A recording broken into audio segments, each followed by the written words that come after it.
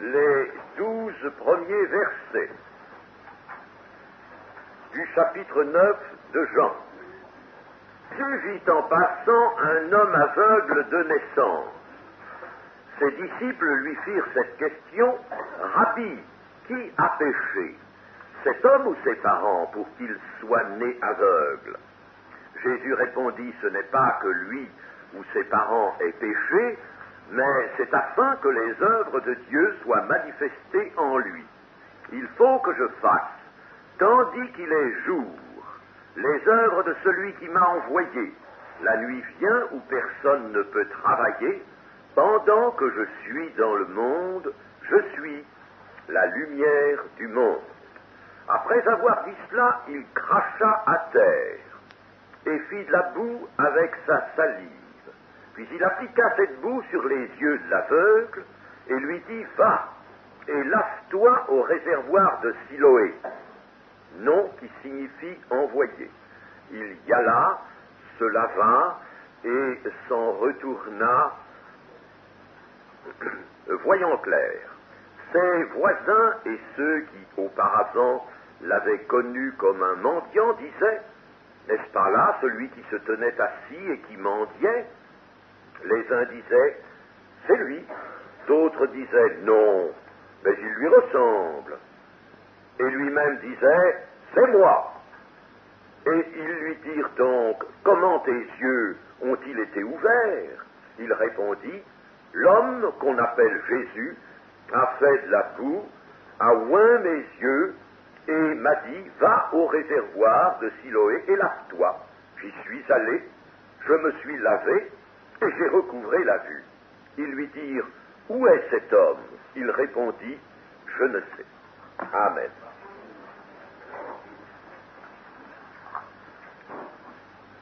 Jésus vit en passant.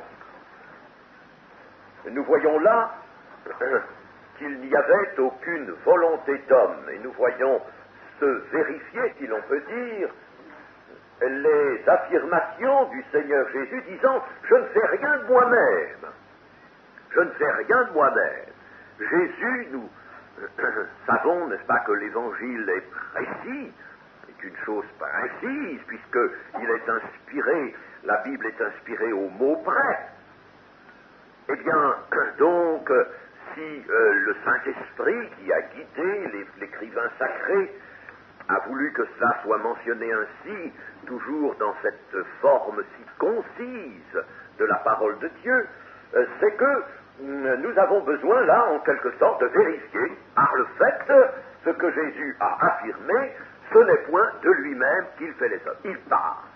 Il passe près d'un homme qui est aveugle de naissance. Il passe, c'est en passant, à ce moment où il passait. Mais le Seigneur était toujours en relation avec le Père.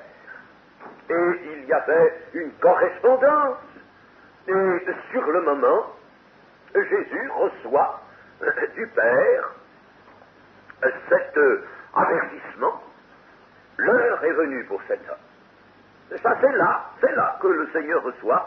Il faudrait peut-être que nous sachions non pas nous attendre toujours à des communications de Dieu qui va nous dire d'une manière, nous dire d'une autre. Il y a des gens qui se entendent toujours parler, Dieu leur parler, n'est-ce pas, à travers toutes les interprétations de langue ou toutes les prophéties ou encore d'autres manières, songes et autres moyens, ou alors même on ne sait comment, des gens qui disent Dieu m'a dit, Dieu m'a dit, Dieu m'a dit.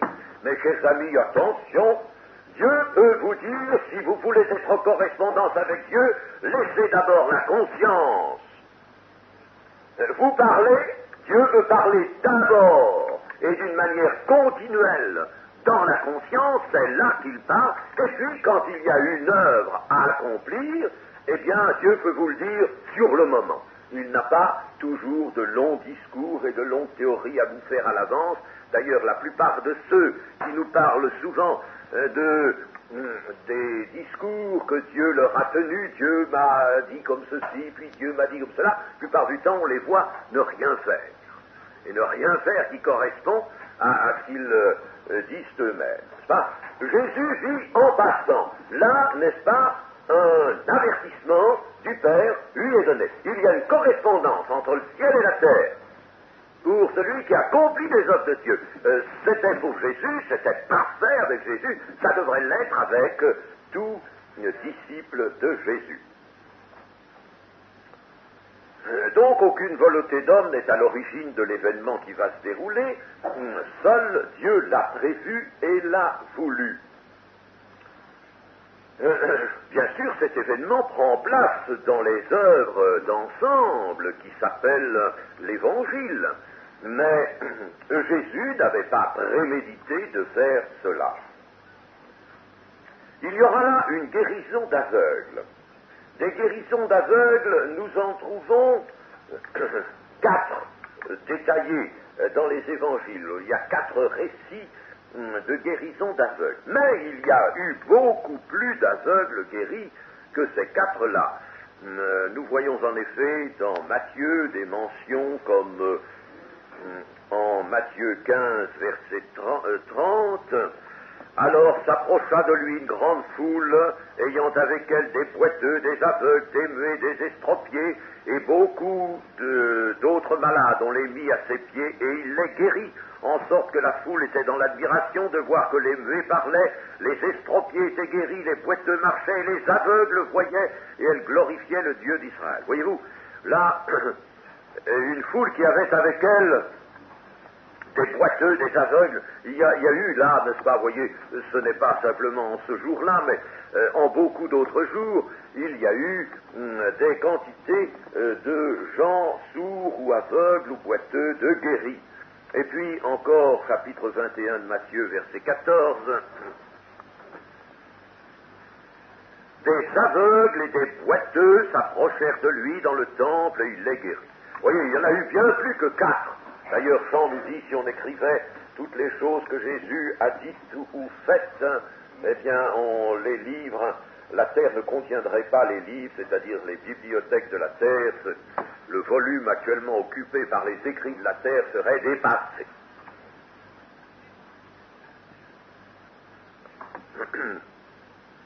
Les récits de guérison d'aveugles sont donc le petit nombre, un tout petit nombre parmi les délivrances, les guérisons, les recouvrements de vue, mais ce sont des récits types qui sont destinés à nous instruire. Il suffisait au Saint-Esprit de prendre 4 cas et de nous instruire ainsi. De même, les 7 lettres écrites aux 7 lettres d'Asie, ce ne sont pas toutes les églises locales, c'est certaines églises locales. Le nombre est indicatif d'ailleurs de l'universalité des observations qui leur sont faites.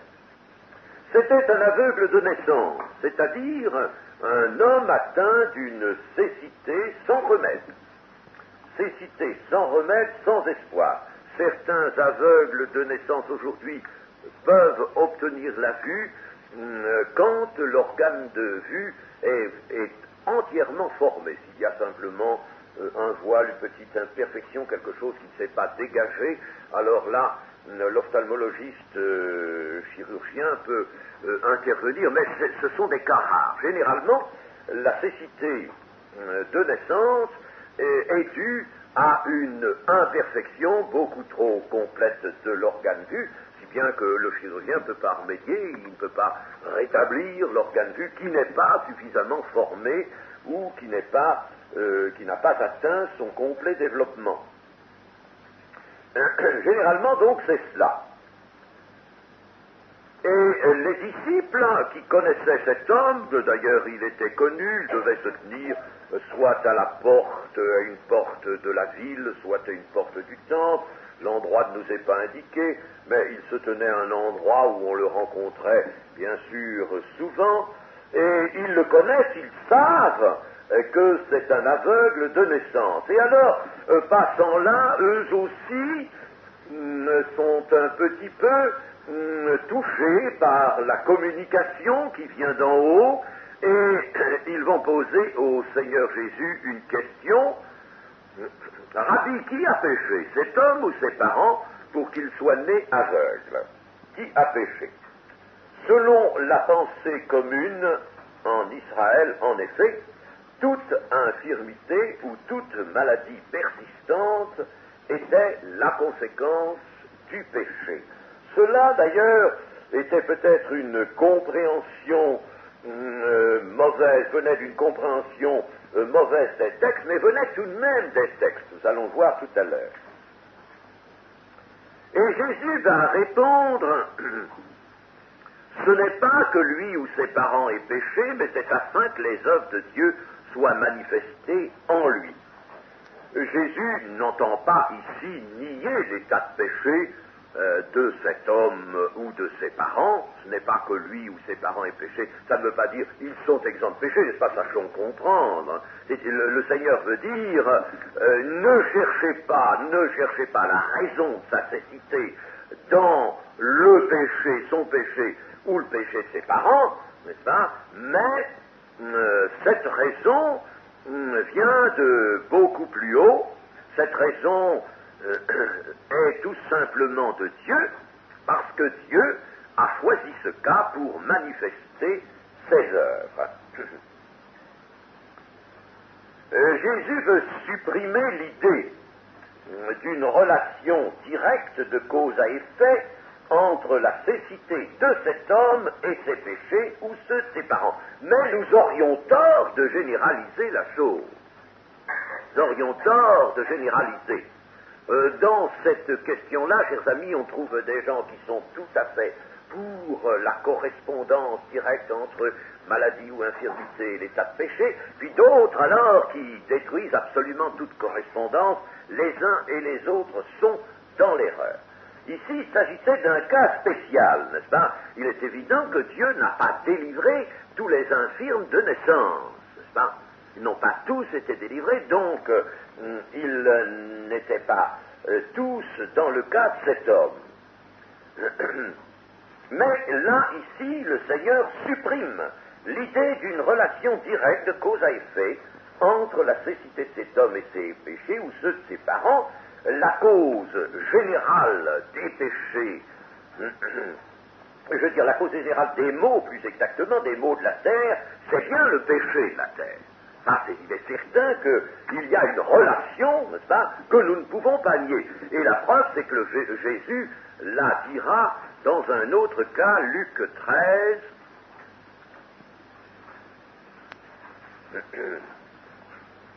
Luc 13, verset 1.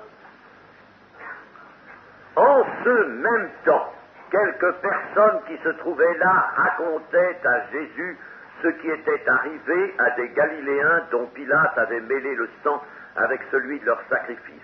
Il leur répondit, croyez-vous que ces Galiléens fussent de plus grands pécheurs que tous les autres Galiléens parce qu'ils ont souffert de la sorte? Non, je vous le dis. Mais si vous ne vous repentez, vous périrez tous également. Ou bien ces 18 personnes sur qui est tombée la tour de Siloé et qu'elle a tué, croyez-vous qu'elles fussent plus coupables que tous les autres habitants de Jérusalem? Non, je vous dis, mais si vous ne vous repentez, vous périrez tous également. Ici, le Seigneur Jésus nous montre ceci, c'est que l'état de péché est une chose générale, absolument générale. Ceux qui sont le plus frappés dans leur corps et frappés dans des conditions qui sont susceptibles de nous émouvoir bien plus, ne sont pas nécessairement les plus grands pécheurs, mais le péché a créé sur la terre un état anarchique, des forces,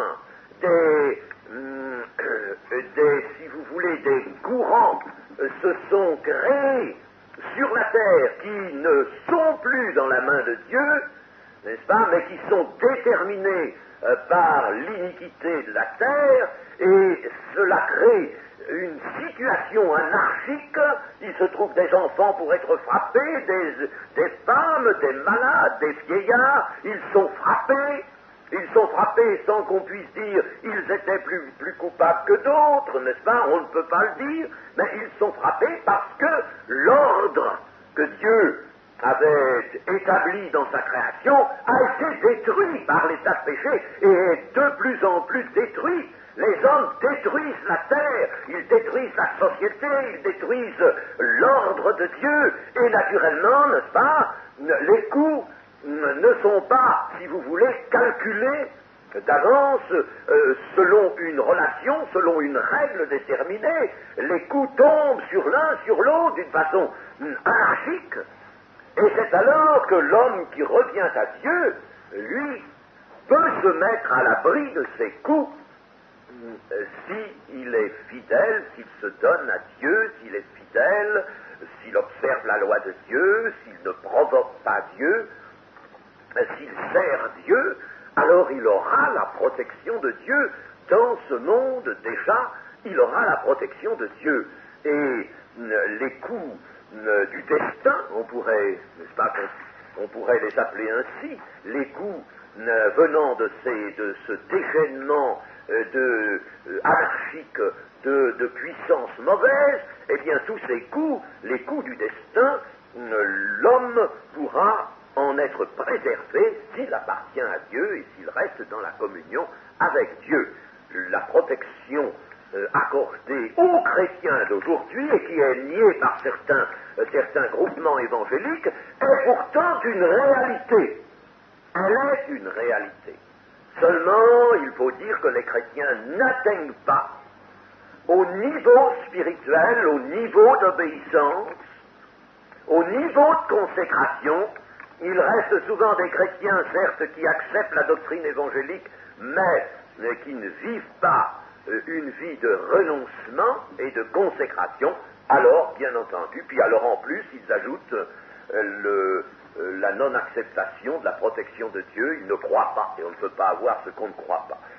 Mais d'une manière générale, disons donc que avant de connaître le Seigneur, tant qu'on est dans son état de péché, on peut être frappé d'une manière ou de l'autre. Alors là, il n'y a plus de règles, il n'y a plus de lois à établir, n'est-ce pas? Mais de tout sens, tous les hommes périront tous s'ils ne se repentent. Vous périrez tous également. Mais si vous ne vous repentez, vous périrez tous. Voilà déjà quelque chose. Et puis ensuite, dans le Deutéronome,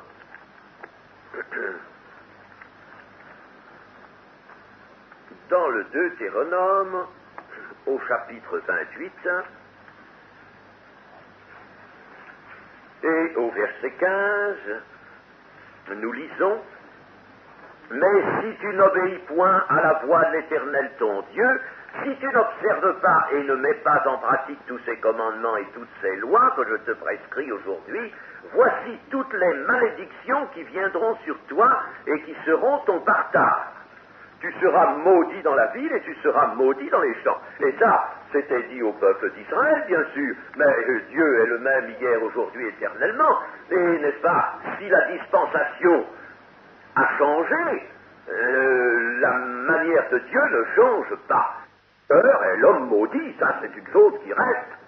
Ça ne veut pas dire que Dieu ne veut pas le sauver, mais il est l'homme qui est sous le coup d'une malédiction parce que le péché, il le reçoit, il le pratique, et naturellement ce péché attire sur lui la malédiction. Verset 22. L'Éternel te frappera de consomption, de fièvre, d'inflammation, de chaleur brûlante, de dessèchement, de jaundice et de gangrène qui te poursuivront jusqu'à ce que tu périsses, si tu n'observes pas. Et le verset 28, l'Éternel te frappera de délire, d'aveuglement, d'égarement d'esprit, et tu tâtonneras en plein midi comme l'aveugle dans l'obscurité. Tu n'auras point de succès dans tes entreprises, et tu seras tous les jours opprimé, dépouillé, et il n'y aura personne pour venir à ton secours. Vous voyez donc que les apôtres étaient tout de même fondés, n'est-ce pas, à voir une relation.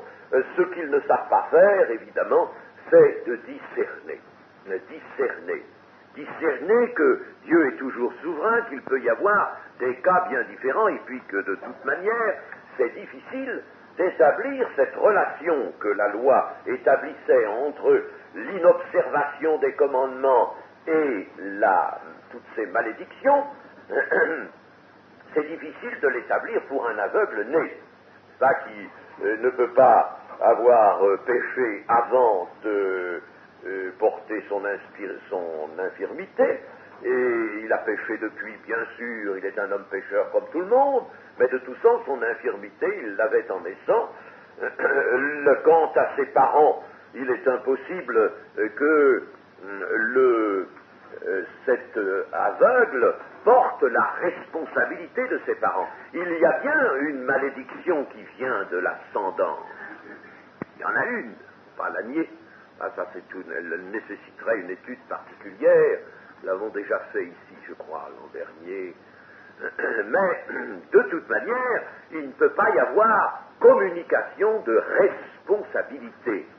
Il n'y a pas responsabilité entre le péché des parents et le péché et ce que supporte quelqu'un, n'est-ce pas? Si quelqu'un supporte des maux, des afflictions, des souffrances, eh bien ça ne peut pas être en relation avec le péché de ses parents. Naturellement, ce ne serait pas là la justice de Dieu. C'est l'homme pécheur, c'est en raison de son péché qu'il peut être frappé, mais non pas en raison du péché de ses parents. La question, voyez-vous, de la correspondance entre les afflictions d'ordre physique et le péché est quelque chose de délicat, et je vous conseille, mes amis, de ne pas vous en mêler.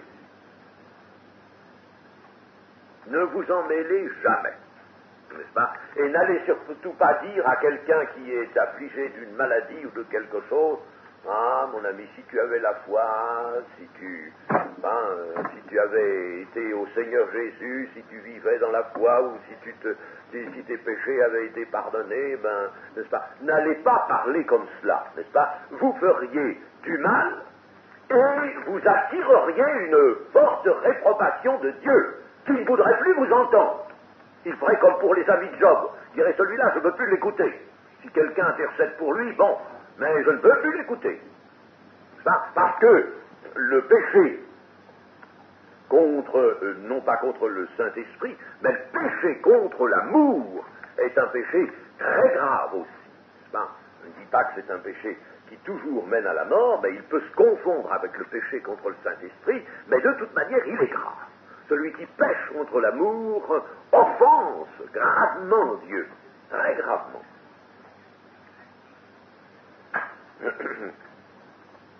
Et n'oublions pas tout de même aussi, n'est-ce pas, cette relation. Voyez-vous, d'un côté, nous voyons des relations s'établir entre l'état spirituel d'un homme et puis son physique. Nous voyons dans l'Écriture, on ne peut pas nier. Et on voit aussi une relation s'établir entre les afflictions que supportent certains hommes et puis leur état de péché.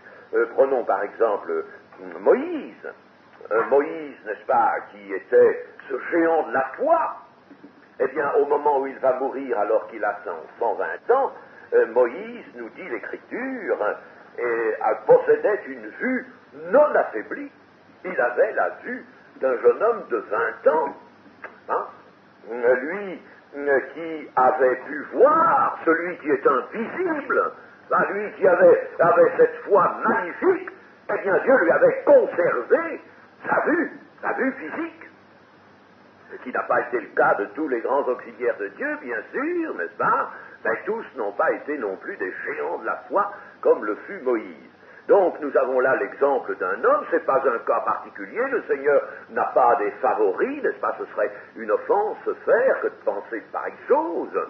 Il y en a qui ont émis plus ou moins cette idée-là, n'est-ce pas, en disant: il y a des gens à qui Dieu donne beaucoup, n'est-ce pas? Alors Dieu aurait en quelque sorte ses favoris. Ah non, ça c'est une idée, n'est-ce pas, qu'on ne peut pas accepter. La justice de Dieu est une justice égale. De toute manière, un homme affligé d'une infirmité de naissance ne saurait être directement responsable, bien entendu, par son péché de cette infirmité.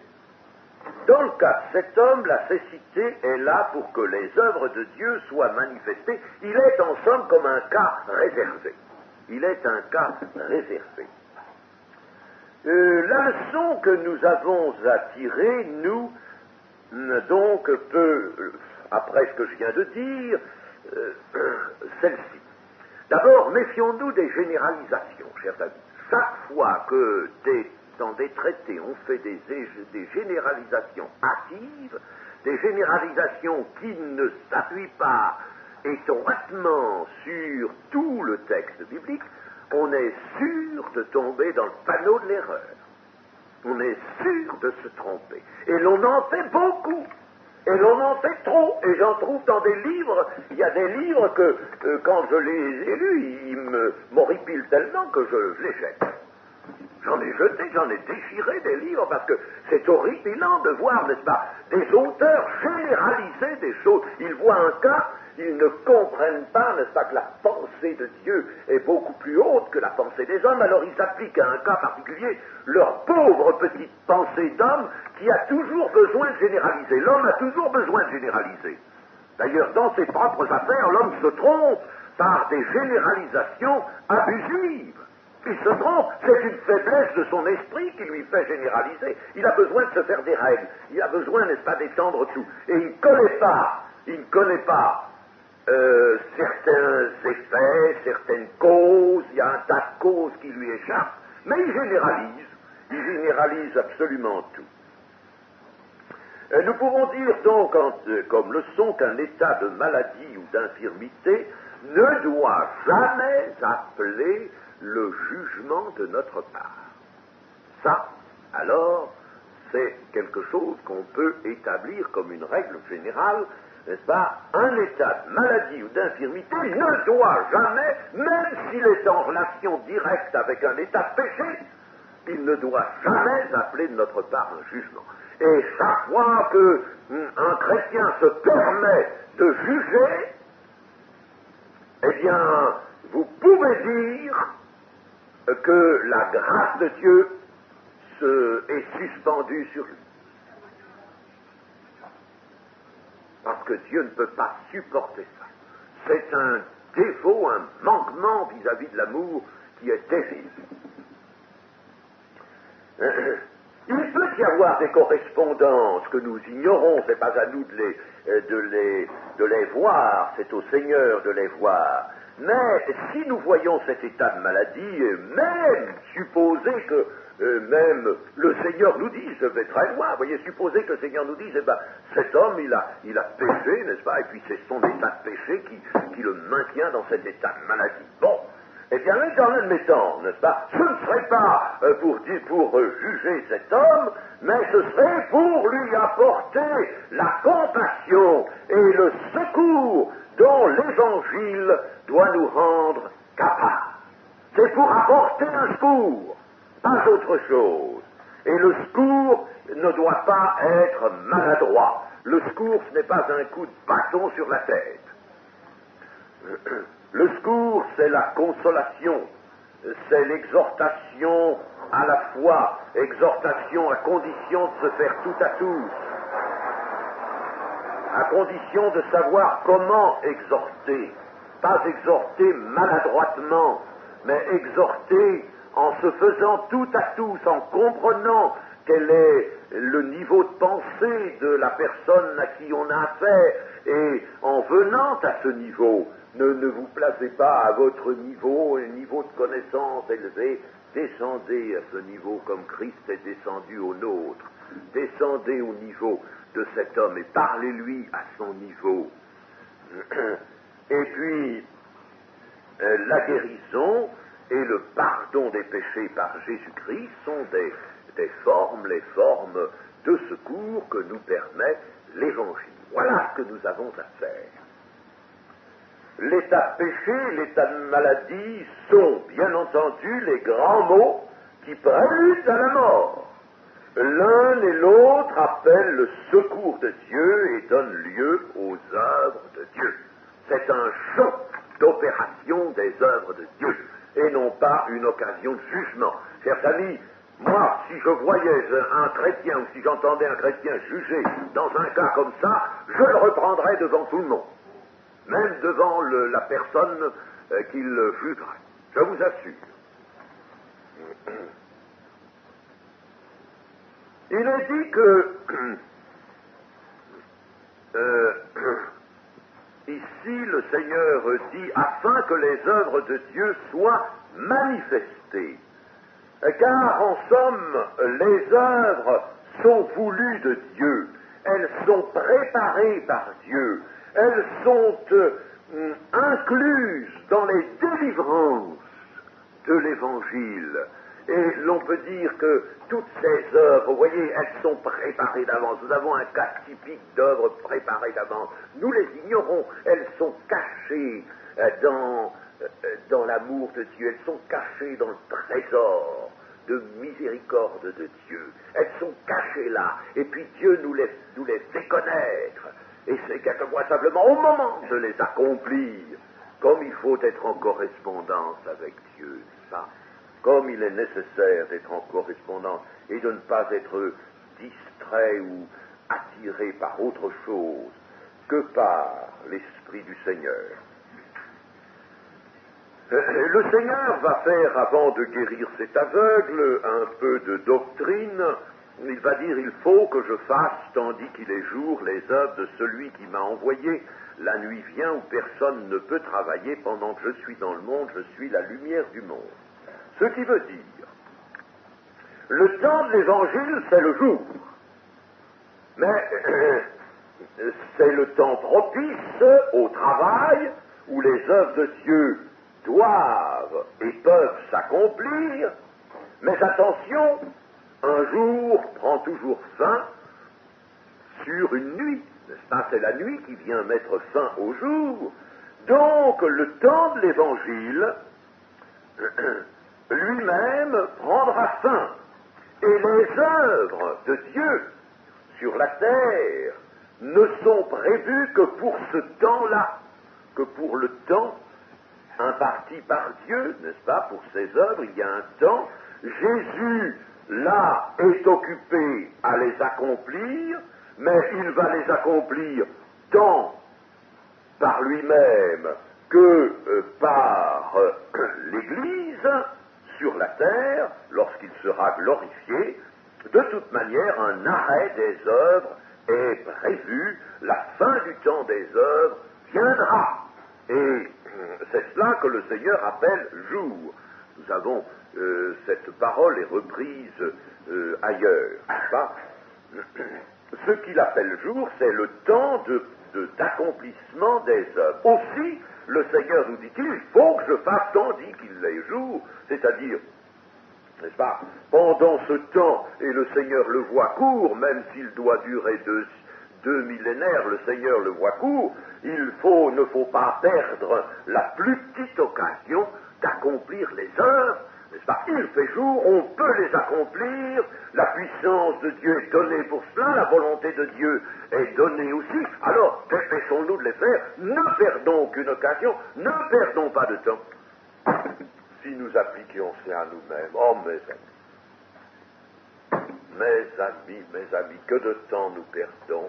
Ah, nous sommes souvent là en train de bavarder ou de faire je ne sais quoi, ou d'être préoccupés de nos affaires, de la vie courante, et puis alors pendant ce temps-là, le Seigneur aurait des œuvres à nous donner à faire, mais on n'est pas disponible, on n'est pas à l'écoute, on n'entend rien, on n'a pas de communication, on vit dans une espèce de halo. Il faut que la vie chrétienne soit autre chose que ça, mes amis, il faut être en correspondance. La vie chrétienne, c'est une vie de communion. Il n'y a pas de vie chrétienne sans communion avec le Seigneur. Et s'il y a communion, eh bien, il y aura correspondance. N'est-ce pas? Le Seigneur ne va pas nous parler, toi, je te dis, fais ceci, cela, je t'ai désigné, tu vas faire ceci, et puis un tas de choses, n'est-ce pas? Et souvent, par toutes ces paroles, d'ailleurs, qu'on s'attribue, vous savez que on nourrit une forme détestable d'orgueil. Mais la chose est beaucoup plus droite et plus simple. Le Seigneur, quand nous passons quelque part, nous sommes quelque part, sommes à côté d'une personne, peut nous dire, à l'intérieur de nous-mêmes, c'est le temps, c'est le moment. Va! Et nous pouvons avoir cette assurance en nous qui descend du ciel. Eh bien, fais, et j'accomplirai. C'est ça l'évangile, c'est cela. C'est pas à nous d'imaginer, n'est-ce pas? Nous faisons un tas de choses, dans le fond, n'est-ce pas? Nous guérissons, nous pratiquons très mal le ministère de la guérison. nous pratiquons très mal. Si le don de guérison est donné ou si des occasions de guérir sont offertes par Dieu, c'est pas à la libre disposition de l'homme, ça. Il faut que ce soit avec le discernement. Et nos impositions des mains, malheureusement, ne correspondent pas toujours à la volonté de Dieu. C'est pourquoi il y a des échecs. Les échecs ne sont pas toujours dus à des insuffisances de foi, mais parce que nous n'avons pas établi la relation, la correspondance avec Dieu, et nous agissons de notre propre chef. Ah, tout ça serait à revoir, bien entendu. Il m'arrive souvent, quand je peux le faire, n'est-ce pas, de questionner les gens, de leur parler, et de voir d'abord s'ils ont la foi, et puis pendant ce temps, j'attends une réponse d'en haut, n'est-ce pas? Et si je ne me sens pas vraiment poussé à le faire, je cherche, il y a un empêchement, il y a quelque chose. Et en général, il y a un empêchement. Dieu ne donne pas l'ouverture pour faire telle chose, pour faire une guérison, pour imposer les mains. Il faudrait que tout cela se fasse avec le discernement. Les apôtres ont usé de discernement. Ils ont usé de discernement. Ils sont passés par la belle porte du temple qui était la plus grande, n'est-ce pas, devant ce boiteux, cet impotent. Ils y sont passés des quantités de fois. Il n'y a qu'une fois où ce malheureux fait un geste vers Pierre, et puis Pierre lui dit: regarde-moi, toi, regarde-nous. Hein? Et puis à ce moment-là, Pierre, avec le discernement, voit que c'est l'heure de guérir cet homme-là, mais il ne l'avait pas guéri avant. Alors là, il est évident que, à tout coup, il y a exaucement. À tout coup. Si l'on fait ça, c'est plus difficile qu'on ne croit, mais c'est plus simple aussi. C'est plus simple. Nous nous compliquons beaucoup de choses. Comme il y aurait à revoir, voyez, n'est-ce pas, si nous voulions vraiment vivre l'Évangile et faire les œuvres de Dieu, tout serait à reconsidérer. Il faudrait tout reconsidérer sur une base de grande foi, de simplicité, de renoncement, de communion. Les œuvres manifestées. Je suis la lumière du monde. Ici, cette affirmation déjà prononcée par le Seigneur a une application particulière. Jésus va éclairer le corps. J'emploie l'expression de Jésus d'ailleurs par ailleurs. Il va éclairer le corps de l'aveugle-né et éclairer son âme. Donc, il va rétablir les éléments de la vie. Et la lumière fait cela. N'oublions pas ce que cet évangile nous a déclaré dans son commencement. Cette lumière était la véritable lumière qui, en venant dans le monde, éclaire tout homme. Elle éclaire tout homme. Et Jésus va éclairer le corps de cet aveugle-né. Il va l'éclairer, mais il va éclairer son âme, bien entendu, aussi. N'est-ce pas? La suite du récit le montrera. Il va éclairer donc le corps de cet homme en ouvrant sa vue. Et c'est pourquoi là, le Seigneur saisit l'occasion de dire: je suis la lumière du monde, dans une application peut-être un peu particulière. Et nous allons voir maintenant comment le Seigneur s'y prit pour guérir cet aveugle-né. Il y a là quelque chose de très extraordinaire. Le Seigneur ne prononce pas seulement, ne dit pas: va, tu es guéri, vois, n'est-ce pas? Il ne se sert pas d'un commandement, mais d'une petite action assez curieuse. Il fait de la boue avec un peu de terre et de la salive. Il fait de la boue, puis il applique ça sur les yeux de l'aveugle.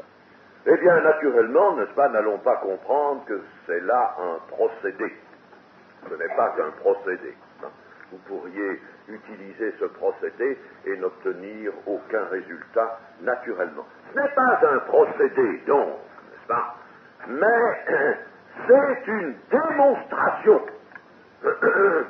Tout est enseignement dans l'œuvre du Seigneur. Non seulement l'œuvre s'accomplit, mais l'œuvre elle-même doit être un enseignement. Et ici, c'est une démonstration en vue de donner occasion et facilité à la foi pour qu'elle s'exerce, et aussi en vue que les disciples comprennent quelque chose. Et vous savez que souvent, n'est-ce pas, le Seigneur voile, enveloppe dans une étroite circonstance. Ce sera le cas, par exemple, des corbeilles contenant les morceaux provenant des multiplications. Il enveloppe un oracle, c'est-à-dire un enseignement dans une circonstance assez étroite. C'est le cas ici. L'aveugle-né, nous nous en apercevons, saura qu'il a été guéri au moyen de boue. Or, il ne voit pas quand cela se fait, il ne voit que lorsqu'il s'est lavé au bassin de Siloé, il ne voit pas encore, c'est donc que Jésus lui a dit ce qu'il faisait. Jésus lui a dit, tu vois, je prends de la poussière et avec ma salive, je fais de la boue et je t'applique, voilà ce que je t'applique sur les yeux, c'est un tampon de boue que j'ai fait, n'est-ce pas?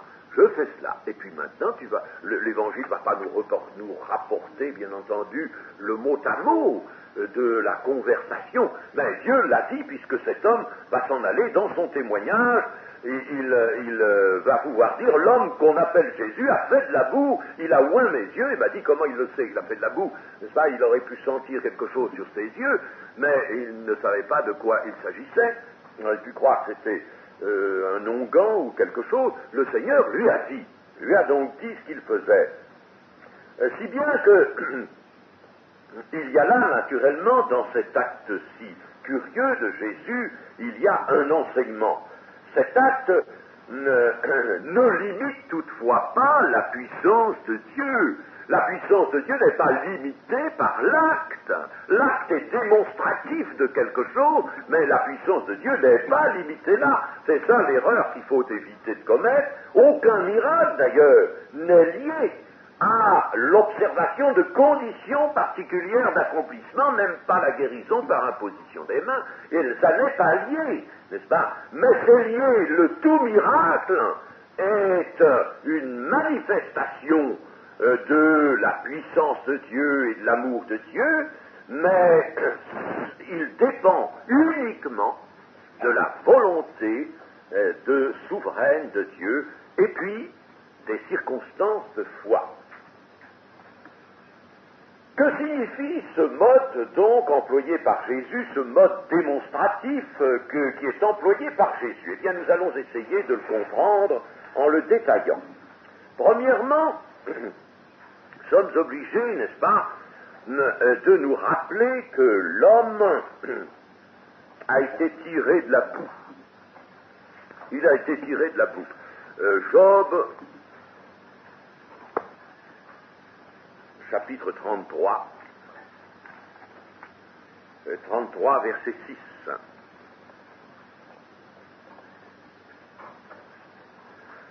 Devant Dieu, je suis ton semblable. J'ai été comme toi, formé de la boue. Nous pouvons tous le dire, n'est-ce pas? J'ai été comme toi, formé de la boue. Ainsi donc, l'homme a été formé de la boue. Première des choses à considérer.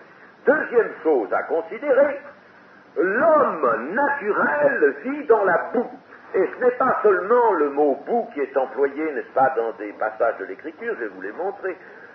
Ça ne veut pas dire seulement, ça ne veut pas simplement évoquer un milieu sale, impur, n'est-ce pas?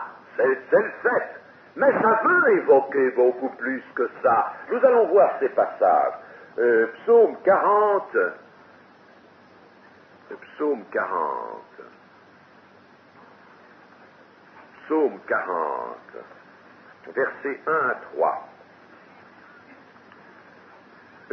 J'avais mis en l'Éternel mon espérance, et il s'est incliné vers moi, il a écouté mes cris, il m'a retiré de la fosse de destruction, du fond de la boue, il a dressé mes pieds sur le roc et affermi mes pas.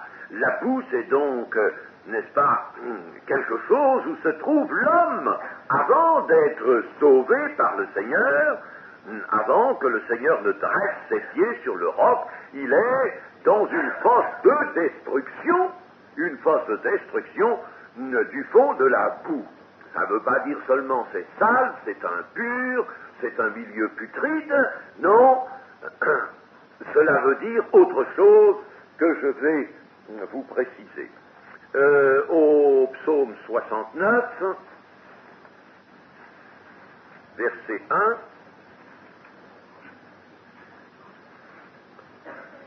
verset 2, « Sauve-moi, c'est ô Dieu, car les eaux menacent ma vie, j'enfonce dans la boue sans pouvoir me tenir, je suis tombé dans un gouffre et les eaux m'inondent. » Eh bien, chers amis, voilà pourquoi la boue, je vais vous l'expliquer.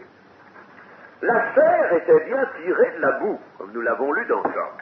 Elle était tirée de la boue, de la glaise de la terre, disent certains traducteurs, de la poussière de la terre, disent d'autres, n'est-ce pas? Elle était tirée de la boue. Mais cette chair de l'homme, liée à l'esprit, avait une vocation. Le péché est un but manqué, une vocation manquée. Elle avait une vocation, et une vocation magnifique. Mais qu'est-ce qu'il arrivait? C'est que le péché, c'est pas seulement une souillure, n'est-ce pas? On voit souvent le péché trop, on le voit trop sous cette forme-là, et pas assez sous une autre. N'est-ce pas? Le péché n'est pas seulement une souillure, une immoralité, n'est-ce pas? Le péché a été une séparation de la chair et de l'esprit. La chair a été séparée de l'esprit, elle a été séparée de l'esprit, elle a perdu sa vocation, elle a perdu son but. Et alors, qu'est-ce qu'elle devient? Elle redevient matière, et alors son origine reste seule en cause. Elle a été tirée de la boue, elle n'a plus la vitalité suprême, elle n'est plus l'instrument de l'esprit, qu'est-ce qu'elle est? De la boue. Elle redevient de la boue, qui en point c'est tout. Ce n'est plus de la boue vivifiée, c'est de la boue. Ça, vous voyez l'idée qui est dans l'écriture, qui est beaucoup plus grande, plus parlante, plus éloquente que celle que nous découvrons dans notre petite imagination. Il ne faut pas faire preuve d'imagination pour interpréter l'écriture, il faut être à l'écoute. Et voilà pourquoi il nous est parlé de boue. La chair est de la boue parce qu'elle est séparée de l'esprit. Voilà deux choses à considérer pour traiter notre cas et le comprendre. Troisième chose, l'homme doit être recréé, naître de nouveau, à partir de lui-même. C'est à partir de lui-même. C'est à partir de lui-même. On pourrait dire que cet homme de chair, cet homme pécheur, l'homme naturel, l'homme animal, le mot de Paul, dans le fond, est très bon. L'homme animal, l'homme de chair, l'homme qui est debout, qui n'est plus que boue, parce que cette boue qui est à son origine n'est plus vivifiée. L'homme de chair est en quelque sorte une matrice dans laquelle va s'opérer un engendrement. Mais il faut cette matrice. Et cette matrice est l'homme animal, l'homme pécheur, c'est cette boue perdue, mais Dieu ne veut pas la perdre, cette boue. Il ne veut pas la perdre. Alors l'homme donc, n'est-ce pas, est recréé à partir de lui-même. Ce qui est né de la chair est chair, mais dans ce qui est né de la chair, de ce qui est chair, ce qui est boue, autrement dit, c'est là-dedans que le Seigneur fait venir son esprit. Et puis alors, il prononce et il dit, ce qui est né de l'esprit est esprit. Il fait venir un pouvoir. La lumière, la parole de Dieu fait venir un pouvoir. Le pouvoir survient et il donne pouvoir à cette boue de naître de nouveau et de redevenir quelque chose d'autre. C'est donc à partir de lui-même que l'homme doit être recréé. S'il n'y a pas un fils d'Adam, un homme animal, un homme perdu, il ne peut pas y avoir un homme sauvé. Ça, il faut savoir ces choses, il faut bien entendu les comprendre. Quatrième chose, Jésus se sert de salive pour faire cette boue. Bien entendu, n'est-ce pas, des gens vous diront, il n'avait pas d'eau à sa disposition pour faire un peu de boue, mais ça c'est des bêtises, n'est-ce pas? Il se sert de sa salive.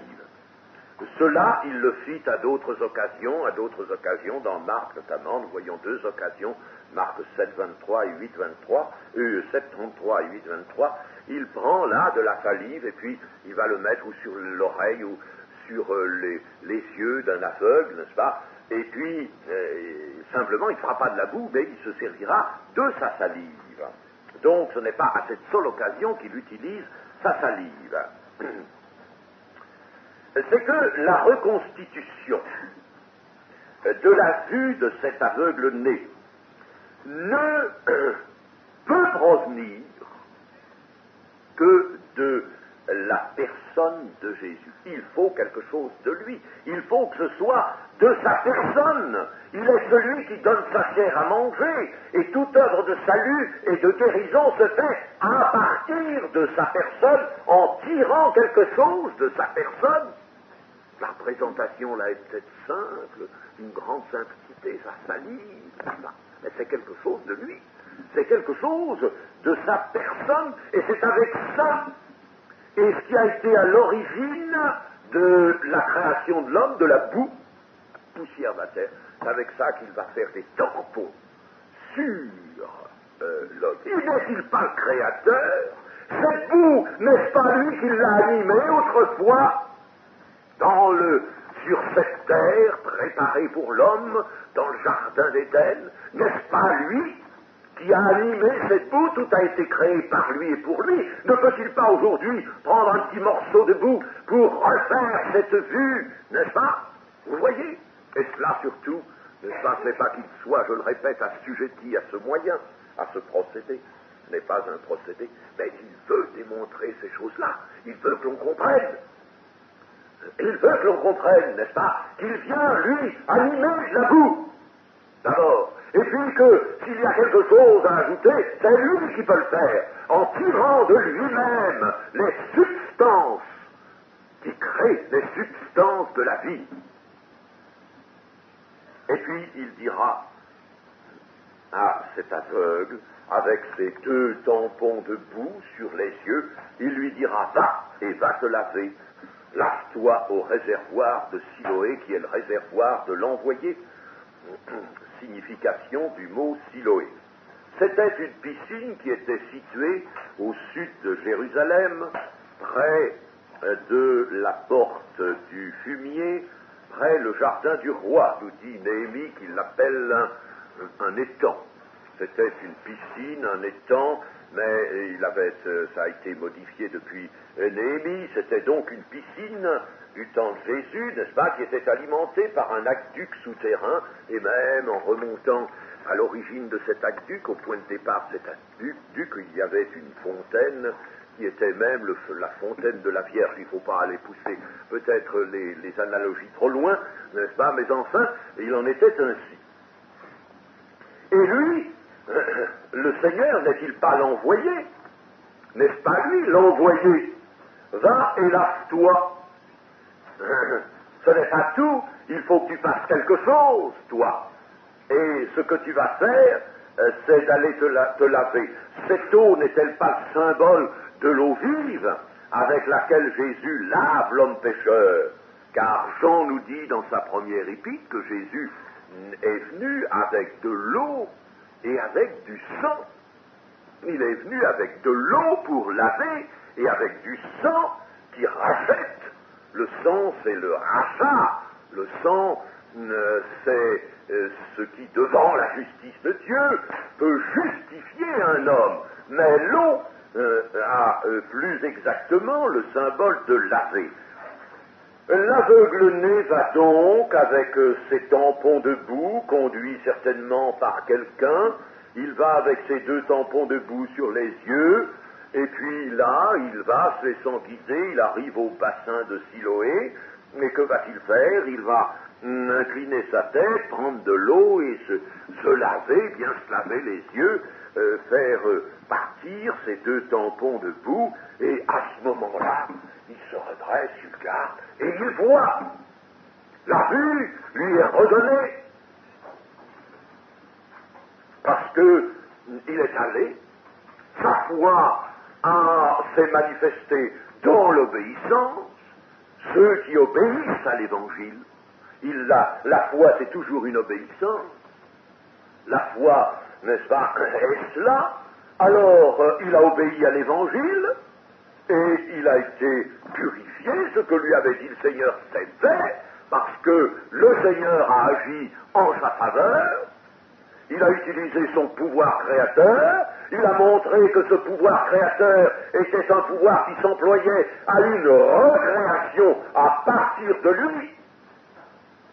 Une recréation et sous condition encore d'une purification. Le Seigneur ne crée pas comme il a créé la première fois l'homme, il n'avait pas besoin de purifier, l'homme n'existait pas, l'homme sortait du néant, il sortait de la boue, et entre les mains du Créateur, il devenait une âme vivante, un être vivant. Là, il n'y avait pas besoin de purification, mais là, il s'agit de l'homme perdu, de l'homme pécheur, et c'est pourquoi il y a œuvre du Créateur, la boue, n'est-ce pas, d'abord qui signale la chair qui a perdu toute vitalité, toute vie, la chair sans vie, puisqu'elle est coupée de l'esprit. Alors, cette boue, eh bien, le Créateur la reprend, mais à partir de lui-même, sa salive, il va vivifier cela. Il faut qu'il vivifie. Et il dira à cet homme, cela n'est pas encore assez, il faut que tu sois purifié. Il faut que tu saches bien que tu as besoin d'une purification. Alors, va te laver au bassin de l'envoyé. Je suis l'envoyé, c'est moi, l'envoyé du Père. Va te laver avec cette eau vive, cette eau que j'apporte. Je suis venu avec de l'eau et du sang. Va te laver. Et, chers amis, c'est pour nous une indication excessivement précieuse, n'est-ce pas? Ce n'est pas tout de venir vers le Seigneur Jésus avec cette foi d'adhésion, cette foi d'acceptation, d'information. Ce n'est pas tout, c'est qu'il faut venir vers lui pour être recréé vraiment et pour être purifié. Il faut accepter de s'humilier, de s'abaisser dans le bassin, dans la piscine, comme a fait cet homme. Il s'est abaissé, il s'est lavé les yeux dans la piscine. Et il faut accepter, bien entendu, d'aller au baptême d'eau. Le baptême n'est pas une chose facultative, mais une chose indispensable, parce que le Seigneur l'a dit. Si cet aveugle s'était arrêté en chemin, et puis qu'il a dit, moi ça suffit bien, il m'a fait des tampons de boue, il m'a dit que j'allais voir, n'est-ce pas? Bon, ben j'ai pas besoin d'aller me laver, d'aller si loin, de faire tout ce chemin, pour aller là-bas, tout en bas, au sud de Jérusalem, en bas, puisque la piscine était naturellement dans un endroit bas, à la rencontre même des trois petits torrents. Eh bien, je n'ai pas besoin d'aller si loin, de me faire compte, mais il y a bien un peu d'eau là, ici, il y a bien une fontaine avec de l'eau, je vais me laver là. Il aurait pu se laver, rien ne se serait fait. Et chers amis, je pense que parmi nous, il n'y a personne qui résiste au baptême, personne qui considère le baptême comme superflu, mais ça se trouve, hélas, n'est-ce pas? Eh bien, ceux qui ne veulent pas ce baptême, ils ne sont pas guéris, ils ne sont pas purifiés. Ce n'est pas vrai. Ce n'est pas vrai, ils ne le sont pas. Le baptême n'est pas une chose facultative. Si d'aucuns n'ont pas pu le prendre parce qu'ils sont morts, par exemple, ça, Dieu le sait, ils n'ont pas désobéi. Le Seigneur n'a pas peut-être demandé à tous les aveugles d'aller se laver au bassin de Siloé, n'est-ce pas, mais il demande à tous les pécheurs de se faire baptiser, à tous. Ceux qui ne le peuvent pas, Dieu le sait, n'est-ce pas? Ce n'est pas une mauvaise volonté, ce n'est pas une désobéissance de leur part. Mais il était dit ceci: tout le peuple qui a entendu Jean-Baptiste, et même les publicains, ont justifié Dieu en se faisant baptiser du baptême de Jean. Ils ils ont justifié Dieu, c'est-à-dire qu'ils se sont montrés justes, ils ont honoré la volonté de Dieu en se faisant baptiser le baptême de Jean. Mais les pharisiens et les docteurs de la loi, en ne se faisant pas baptiser par lui, ont rendu nul à leur égard le dessein de Dieu. Il en était ainsi du baptême de Jean, à plus forte raison en est-il ainsi du baptême du Seigneur Jésus-Christ. Ben, ceux qui refusent ce baptême par immersion, eh bien ils restent aveugles. Le Seigneur a bien tout préparé pour leur salut, et bien il a commencé à leur donner le salut, mais ils restent aveugles. Ça, il faut bien que nous le sachions, n'est-ce pas, parce que qu'on ne voit pas des choses comme il s'en est passé à Toulouse, par exemple, où une femme ne voulait absolument s'épargner le baptême par immersion qu'elle redoutait, et elle a trouvé dans les instances qui entourent les manifestations, les grandes manifestations de Billy Graham, des hommes pour lui dire « Oh, mais madame, vous croyez en Jésus-Christ, vous croyez. Oh, vous avez été baptisé quand vous étiez enfant. Oui. Eh bien, vous êtes sauvée, madame. 2 hommes se sont trouvés pour dire ça, j'ai des témoins. Alors non, je ne marche pas, je ne veux pas marcher dans un christianisme comme celui-là. Ça vaut être Billy Graham, ce serait un an, ce serait n'importe qui. Je ne veux pas marcher là-dedans. Chers amis, nous devons être fidèles. Nous devons nous appuyer sur la parole de Dieu, non pas la raisonner. En cela commence toute chose. Il faut être sérieux avec la parole de Dieu, se servir de cette parole. Elle est pour nous une lampe à nos pieds et nous n'avons pas le droit d'y mettre n'importe quel feu. Les voisins de cet homme aveugle guéri le voient revenir avec la vue et bien entendu c'est au milieu de tous ces gens le grand étonnement et la difficulté même de croire au miracle, les uns disant c'est pas possible, c'est pas lui, il lui ressemble, enfin ça peut pas être possible, c'est pas cet homme-là. Et lui va rendre ce témoignage beau et simple. C'est moi, l'homme qu'on appelle Jésus a fait de la boue, il a oint mes yeux et m'a dit, va au réservoir de Siloé et lave-toi. J'y suis allé, je me suis lavé et j'ai recouvré la vue. C'est très beau ce témoignage, il est magnifique, n'est-ce pas? Parce que c'est tout simple, c'est tout vrai, tout est vrai, il n'ajoute rien, il a fait ce que cet homme qu'il a rencontré, qui s'appelle Jésus, lui a dit, il a fait cela, l'homme lui a mis de la boue sur ses yeux, et il m'a dit, va au réservoir, je n'ai pas discuté, j'ai rien dit, j'y suis allé tout de suite, je me suis lavé, puis j'ai recouvré la vue. C'est très beau, c'est le vrai témoignage. Le vrai témoignage de la foi, le voilà, chers amis, il faut que le nôtre, pour tout ce que le Seigneur a fait pour nous, soit de même un témoignage net, vrai. Le Seigneur m'a dit, après cela, il m'a dit, je l'ai fait et j'ai été sauvé. Amen.